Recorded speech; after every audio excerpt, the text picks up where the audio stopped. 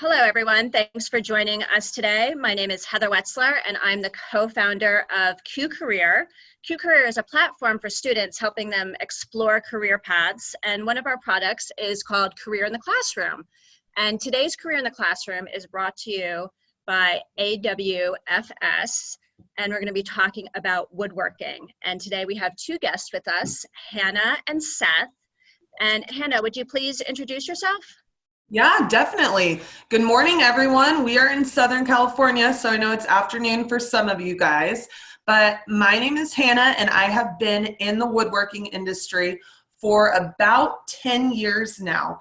My main roles in the industry is a lot of multimedia marketing and then brand recognition. So multimedia marketing is kind of just a jumble of a lot of different marketing ways to market your company. So whether that's through social media, video production, event planning, and all that fun stuff. So I know a lot of people think of woodworkers as being kind of maybe an older person who's been doing it for generations, but what I love about this industry is so many young people are coming into it, and we are throwing it for a loop, and it's very exciting, and a lot of changes are happening right now as we speak.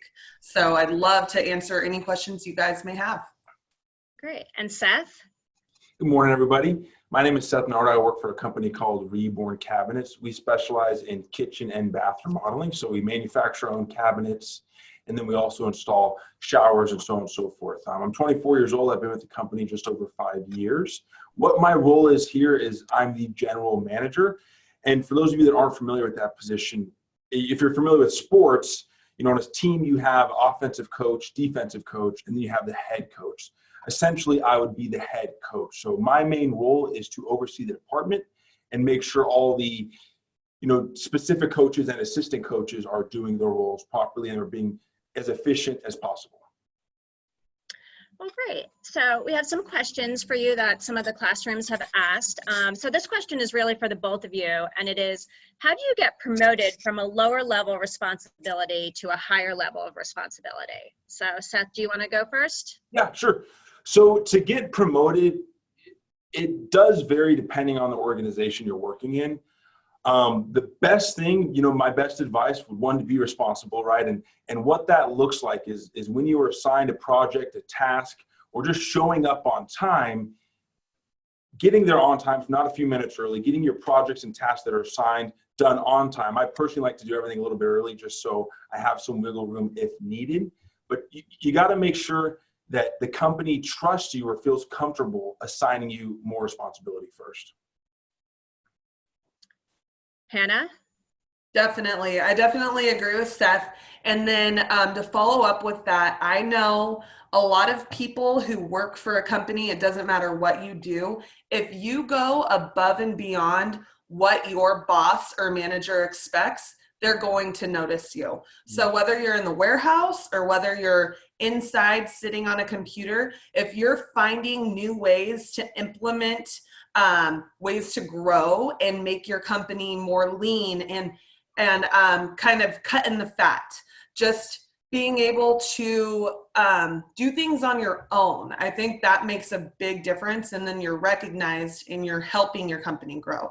So I think that's a big way, just making changes on your own, whether that's reading books for marketing or for self-growth. A lot of book reading will help a lot of the people I know who have moved up in companies. Can I kind of add to that? Sure, of course. So what she mentioned was key is going above and beyond. Where I see a lot of people fail is because they wait to get more money to go above and beyond. And then, some people have the mindset of, I'm not going to do more because I don't get paid to do more. And that's the wrong mindset. You got to go above and beyond, like what Hannah said, and then the rest will follow after. And personal growth is huge. And I apologize for not touching on that. Not everybody's a leader, which is okay, because every leader has even better followers. But you have to be able to lead others to, run an organization or a department, or be responsible for a lot of different parts within the company. So that was great, Heather. I totally agree with you right there. Great. And then Hannah, we'll start with you first for the next question. And it is, what is the work environment like at your manufacturing facility? Okay, this is kind of a fun question. So I came from a college background, and when I came out of college, there are so many new ways that we have just learned how to operate as a company, as a business. Now, when you go to a company that's been around for 30 years and you have the same people in the industry, people are still filing paperwork. And now it's 2020. Things have changed. Most companies are going virtually paperless. So we have, as a company, every single week we get together, and right now we are reading a book called The 2-Second Lean. And I mentioned before, this is cutting the fat. This is getting rid of any waste, whether the waste is time, money. There is a lot of different waste. So as a company, we have gone through and just found ways to better organize our warehouse and our inside offices where we've got people on the computer. So for our warehouse, we're just finding ways to make production just more savvy and an easier way to, whether it's refilling toilet paper rolls or not losing track of a knife for opening boxes. So a lot of the lean thinking, if that doesn't make sense to some people, if you think of Toyota or Lexus or a lot of Japanese companies, they are the ones who first introduced lean thinking and just saving time and money. Great. Seth, what about you? So our manufacturing facility actually started off there. One thing that stood out to me when I was in there is that it's a team environment. Being in a manufacturing facility, so we produce about 200 to 250 kitchens a month in our Anaheim location. So there's a lot of moving parts. It's from one thing to the next, and there's an assembly line, and each person has their own role in working with that team. So it's a fun environment to work in. It's fast paced. I personally like working with my hands. So just having the hands-on experience, being able to build, assemble, finish things was very fun for myself. Great. So, and of course we know with students, there's going to be a money question. So I'll let you take this one first, Seth. So what is the pay range? Within the whole company? Well, I mean, maybe if we're looking for, what students really want to know is what's the starting salary, maybe pay range, for different opportunities where you guys would hire someone either, right out of high school or right out of college, and then how does that grow, right? So I guess let's look at starting salaries, right? Because we're talking to high school students at the moment. Mm-hmm. So we have a lot of different departments here. We have just shy of 500 employees. So, right, it varies from, roles similar to Hannah with marketing and promotions to manufacturing to installation. So it really varies. But the best way to put it is we don't start anybody at minimum wage. So in California, minimum wage right now is just about $15. So we start everybody at least 16 or higher. And I mean, there's not necessarily a cap depending on the position you do and just your own, what you're able to handle personally. It varies, but minimum would be $16 an hour, excuse me. Okay. And Hannah, what about at your company? Well, it's kind of interesting for us because we have a Southern California location and then a North Carolina location. So you have to think that different states in the United States all have a different minimum wage. And to live in California is very expensive, so the minimum wage is higher. And to follow up with what Seth said, yes, minimum wage is about $14, $15 an hour.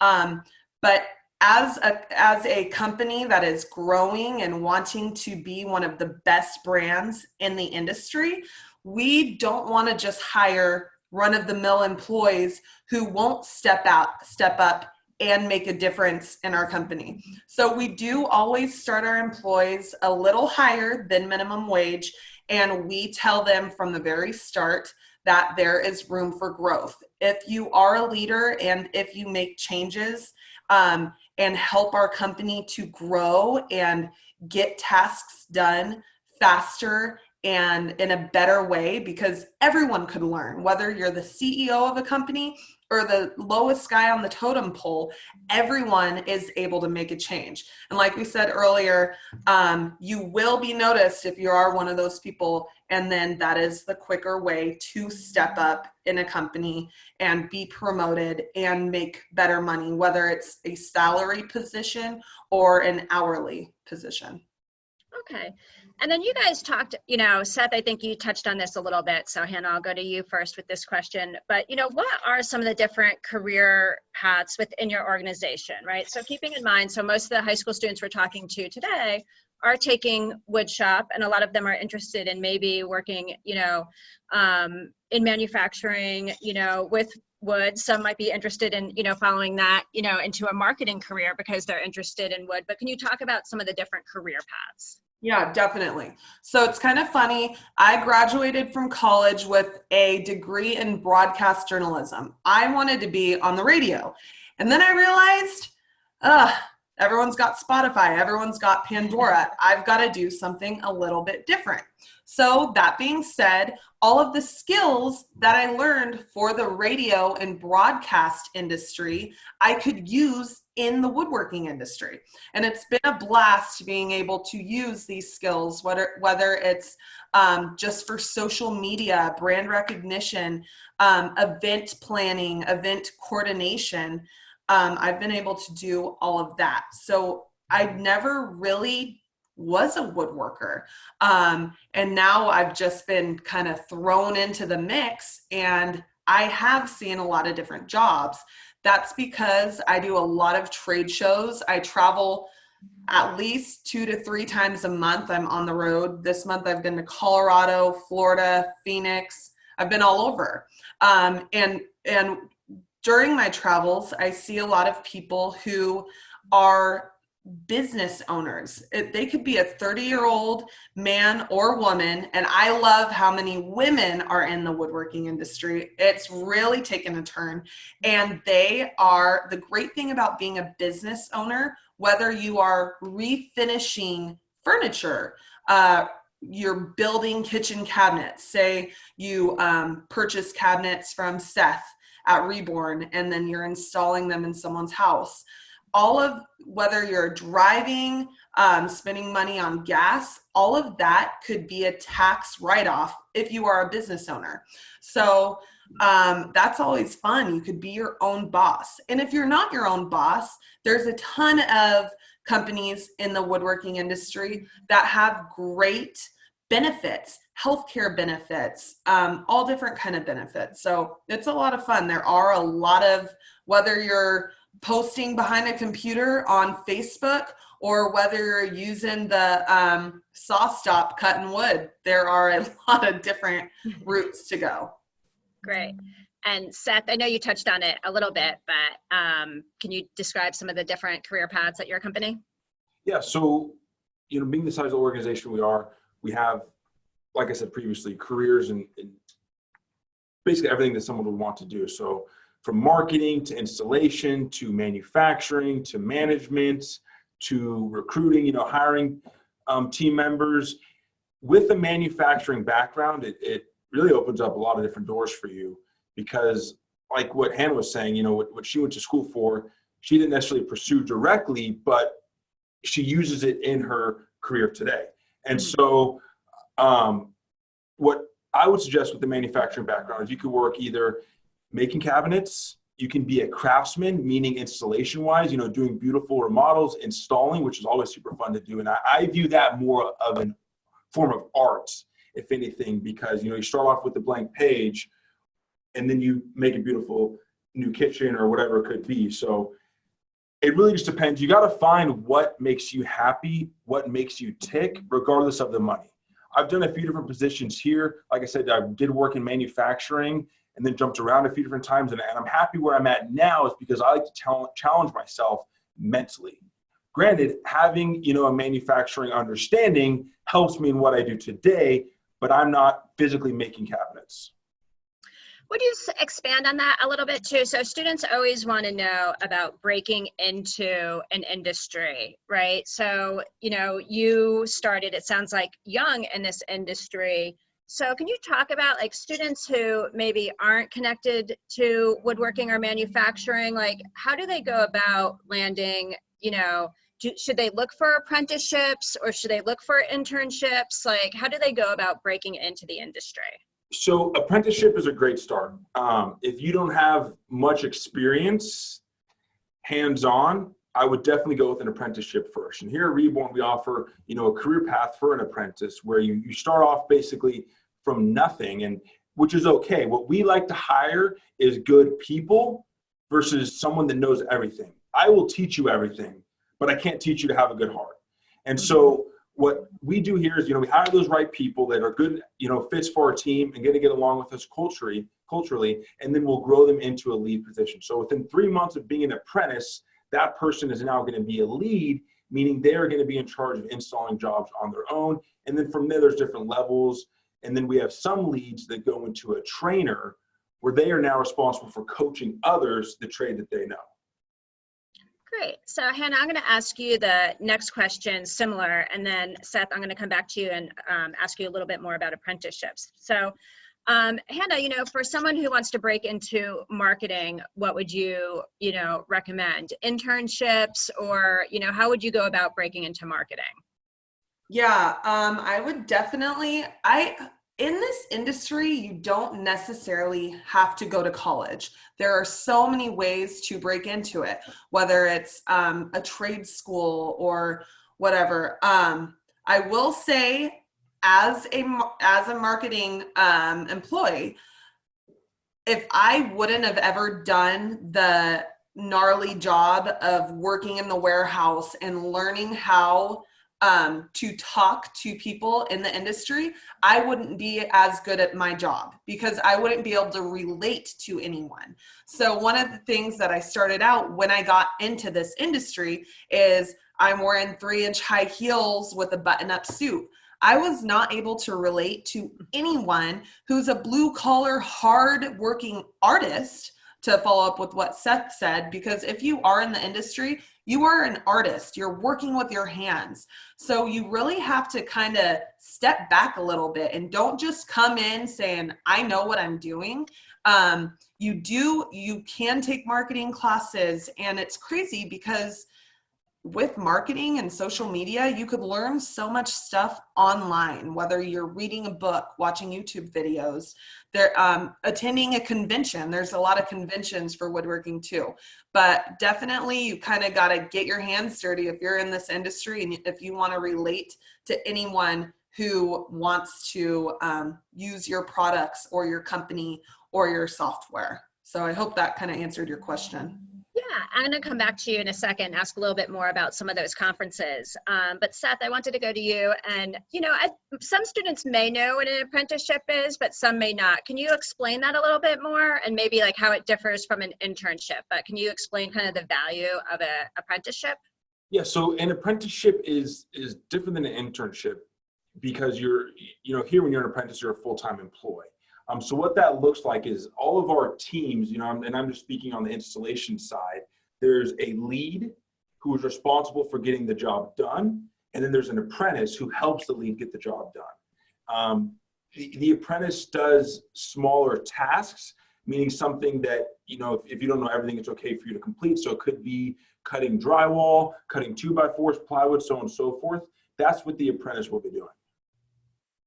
Okay, great. So it's the basically learn while you learn model, right? So a lot of students will go to school, maybe at a community college, and take some classes, and then they're also getting paid a full-time job, and they're kind of moving their way up.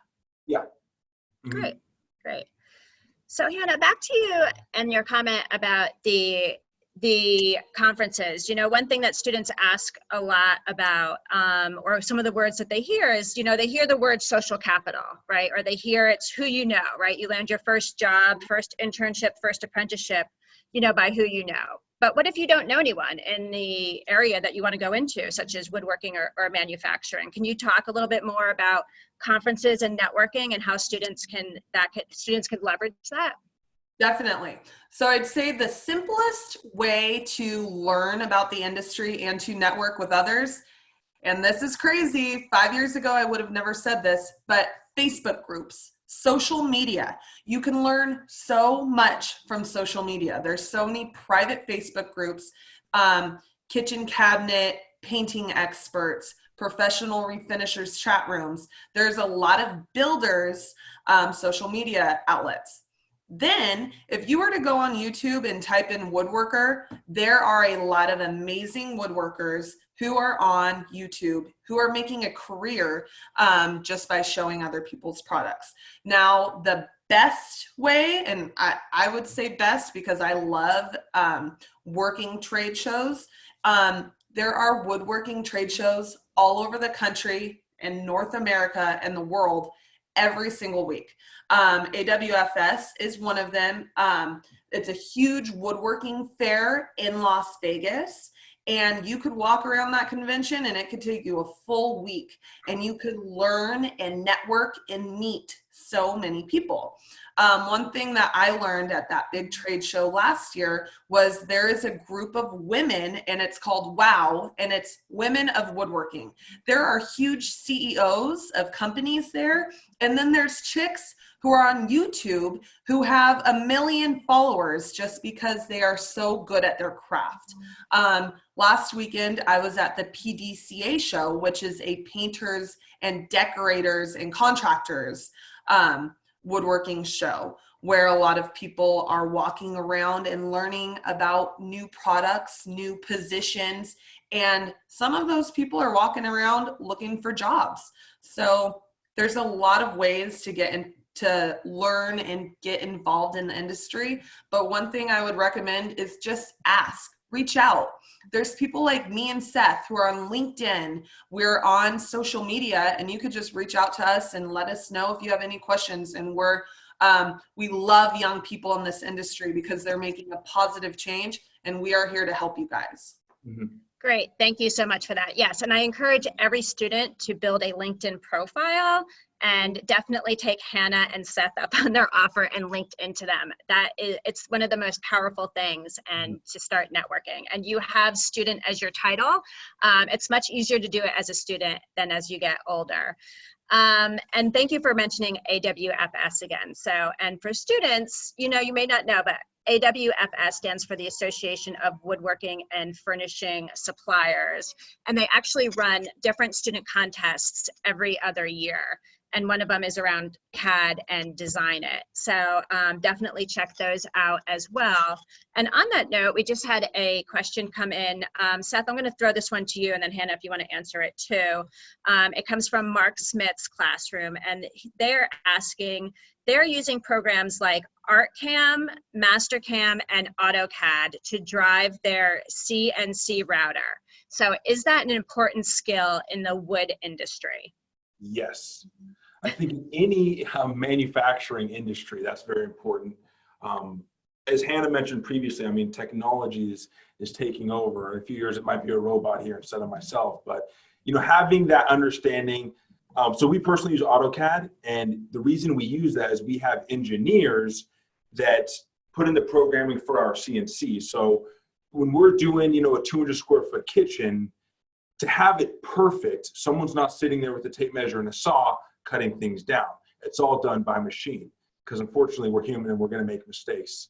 So that is very important. It depends on which career you want to pursue. For example, I personally don't use that, but we have several engineers that use that every single day.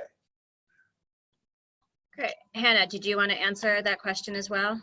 Yeah, those, even though I'm not the one using those software systems, I hear about them every single day. When we refinish the cabinets, even in my own home or friends and family's homes, the woodworkers are using those programs every single day. So it's great that you guys are learning that. And even if you were to start working for a company that doesn't necessarily use the software that you learned in school, you've got that background. You've been using software before, so you're that much closer to being able to use a new software and implement it into your day-to-day life.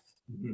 Thank you. And then Seth, here's another question as well. This comes from a California classroom from Paul Lamb's class, and it says, Paul's students are learning SketchUp as their first CAD software. How can that relate to other CAD software? Well, unfortunately, I'm not a CAD software expert. So I personally haven't used SketchUp, but I'm looking at it right now. It looks pretty familiar. You know, it's like an entry-level CAD program. So I think, you know, getting your feet wet with that and then maybe jumping into something else might not hurt. But having that basic understanding means that, you know, one, not everybody can use CAD. Not everybody thinks like that. I can't market the way that Hannah markets. That's just not how my brain functions. So if you're able to understand that, it's good now that you know that you can use that and your brain works that way and ticks that way in other aspects. Great. So we have a question, Hannah. This is definitely one for you. It comes from Molly's classroom. I think it's Kylie who might be asking it. And it says, how does a woman survive in a woodworking career? Okay, so to follow up what I said before, I am loving the past 3 years. I used to only take phone calls or talk to men. And as a woman, it was not easy getting into this industry.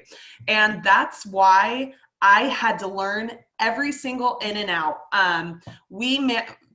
Talking about my job, we manufacture sandpaper. So abrasives. We're an abrasives manufacturer and a tool manufacturer. And when I went to my first trade show, I had no clue, and I'm going to get a little technical right now, and I'll try to keep it easy. But I had no clue what an RPM meant. And I had no clue that the sanders that we sold came in 2 different orbits, a 3/16 and a 3/32 inch orbit, millimeter orbit. And men would come up, and because you're a woman, I think they may, men are amazing. I mean, I have so many men. Seth, you're one of them. There are so many amazing men in the industry, but I think a lot of people don't think that women are woodworkers. And women have been playing a huge role in changing people's minds around the world. I think even like my mom, she's never thought of women as woodworkers. And now she has had her mind totally blown by logging into YouTube and seeing some people like April Wilkerson, who has millions of followers on YouTube. These women are being looked up to from men who have businesses, which is really cool. And I think men are now like, wow, women are rocking it here. But that's because we are really networking with each other. We're learning from each other. We're not afraid to ask questions, and we're getting our hands dirty. So I hope that answered that question.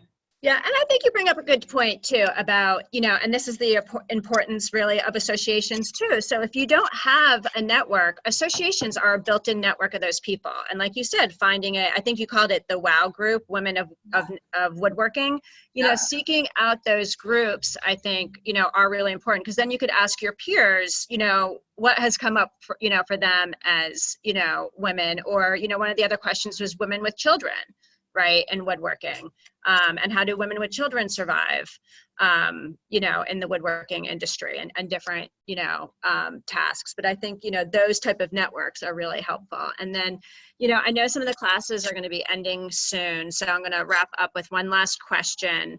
And this is going to be, I guess, Seth, we'll go to you first, maybe. What do you look for on a resume when you when you decide who you want to interview, right? So as students are thinking about building a LinkedIn profile and their resume, you know, what are you really looking for? When reading a resume, I try to understand who that person is. As I stated previously, experience honestly is not a huge thing to me.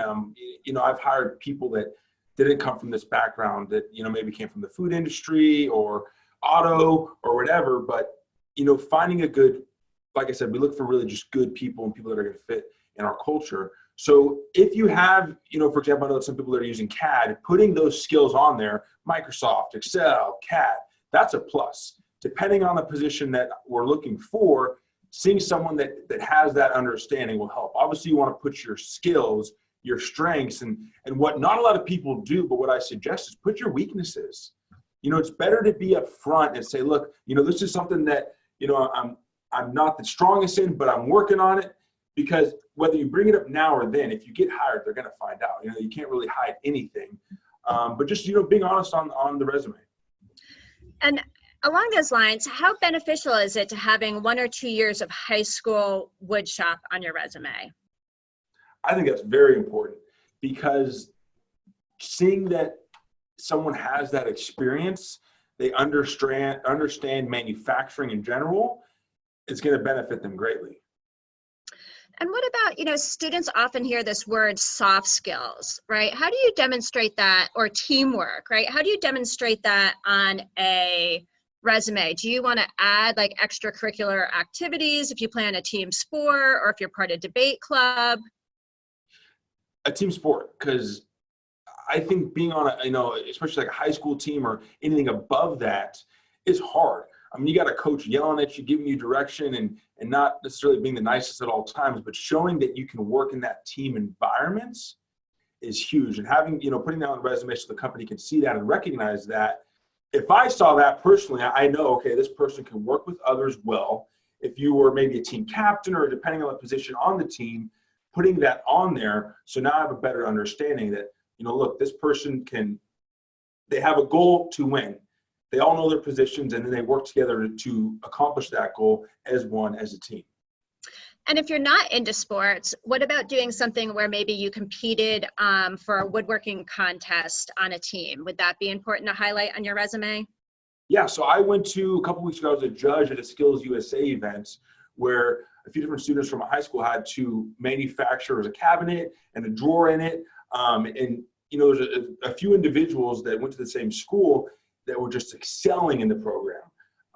They may not work, I would assume they're not on any kind of sports team, because they're really just taking this manufacturing thing to a whole nother level. But putting that on there won't hurt. You can't have too much experience. You can't learn too much. If you feel you've learned too much, that's a problem. There's always areas for you to grow and learn more and more and more. And then Hannah, will wrap up the same question with you. What do you look for in a resume when you decide who to interview? I think Seth kind of nailed it on the head with a teamworking just ideology where you are coming in and you want to be a part of a team. And then also it is important to put those skills that you have been in woodshop for 2 years. But then another thing to consider is a lot of business owners don't want people coming in who think that they know it all. There is always room for improvement, always room for growth. So you have to just come in willing to be part of that team to make your company as best as it could be. Well, great. Thank you so much to both of you for being a part of this Career in the Classroom today, sponsored by Q Career. And for any students that are still out there and listening, please do link into AWFS, as well as, since Hannah and Seth were so generous to offer, do create your LinkedIn profile and link into them. And then you could feel free to reach out to them and ask any questions. So thank you again for joining Q Career, Career in the Classroom, and we'll talk to you soon.